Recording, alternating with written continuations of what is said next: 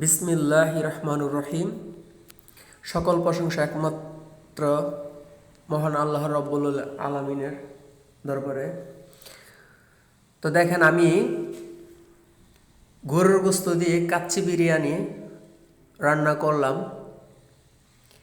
আমার এই ভিডিওটা আপনারা যারা যারা দেখবেন, এই ভিডিও দেখে অবশ্যই আপনারা এই ধারণাটি নিতে পারবেন যে কাচ্চি বিরিয়ানি রান্না করতে গেলে কি কি উপকরণ দেওয়া লাগবে, কি কি মশলা লাগবে এবং স্টেপ বাই স্টেপ কোনটার পরে কোনটা করা লাগবে সেটা আপনারা এই ভিডিও দেখে আইডিয়া নিতে পারবেন এবং ধারণা নিতে পারবেন।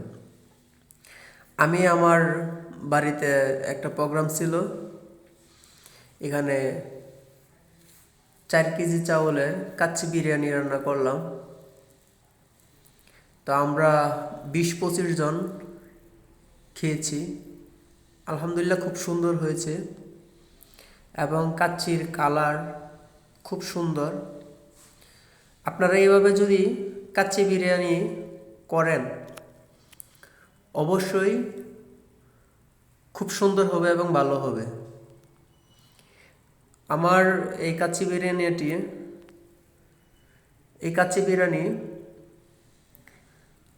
আমি খুব ভালো করেই করেছি এবং আমরা খেয়েছি। দেখেন কাচ্চি বিরিয়ানির কত সুন্দর একটি কালার এসেছে। আলহামদুলিল্লাহ, সবাই দোয়া করবেন আমার জন্য। আসসালামু আলাইকুম রহমতুল্লাহি ওয়া বারাকাতুহু।